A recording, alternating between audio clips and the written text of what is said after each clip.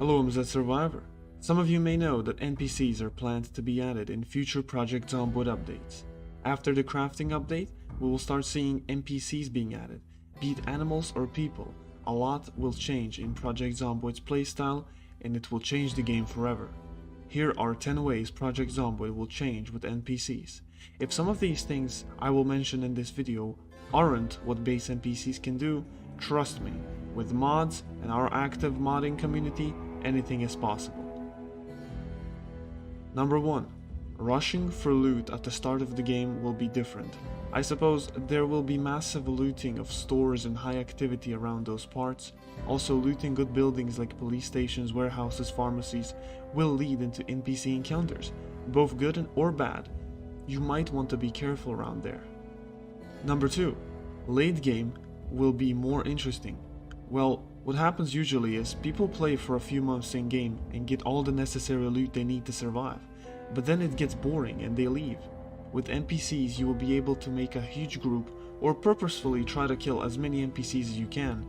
You can be a warlord, you can be Mother Teresa and help as many as you can. You will make your own story pretty much. There will be a lot of different encounters and the game will be unpredictable. This is what game was lacking back in older builds. You could have a huge group of NPCs, and with the crafting system Stone is bringing us, I quote, "Our ultimate goal is to provide significantly extra crafting potential to allow players to effectively create a post-apocalypse new medieval community." Yes, you could make an entire medieval village, and you would care about their needs and they would care about yours. Number 3. Factions. Some NPCs would already be teamed up, of course, be it small groups or huge groups. There would be potential of wars or alliance between factions. It would be really good and it would spice up the game. You could make your own or join one. Number 4. Quests. With factions, I suppose some NPCs could give you quests to do them and help them. This could perhaps make the NPC join your group or give you some kind of items. Maybe there could be a quest to find an NPC's lost glasses and he would join your group, for example. So quests would really also be a thing perhaps. Number 5. Raids. Now, I'm a huge raid fan. I was always really into it at multiplayer. Now with NPCs, they would probably have bases you could raid or they would raid you. It would be really fun to partake in huge sieges of bases and whatnot. So that could also be a thing. Number 6. Good base spots might change. With NPCs, sometimes you would want to hide and not get raided. High activity areas should be avoided. Or, if you're a mad lad, just make one in downtown and deal with NPCs on a daily basis. Base spots will definitely be different according to your playstyle. Number 7.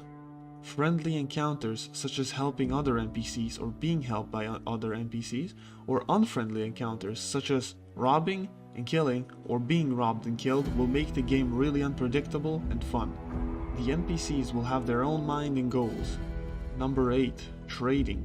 Also, with NPCs there will most likely be traders. This would mean you don't really have to loot high-risk parts of town. You could just farm and use the food to buy yourself some good stuff perhaps. Number 9. Food will be consumed more, and it would really be balanced for larger groups. Usually when you survive for longer periods, it's too boring because you have enough food to last for a year. With NPCs, you will have to find other ways of obtaining food and use all of them, like survivalist skills, farming, and looting. For example, farming will be much more useful because of the bigger yield that you get.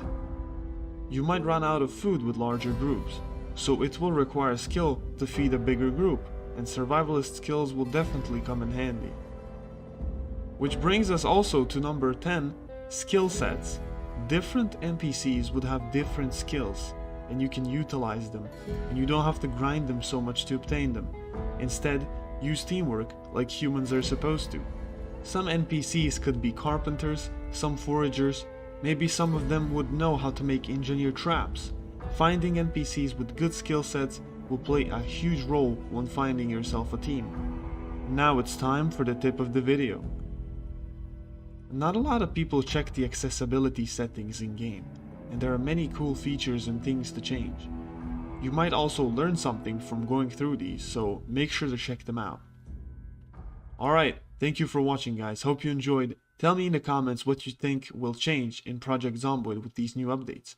And tell me your plans. Will you be a loner in the forest, or try to make the biggest survival group in Kentucky? Are you gonna try and recreate Walking Dead prison, or perhaps make a cult and try to kill as many NPCs as you possibly can? Also, join my Discord community in the description. There are a lot of cool events and you can talk with me and the community. I will see you all in my next video.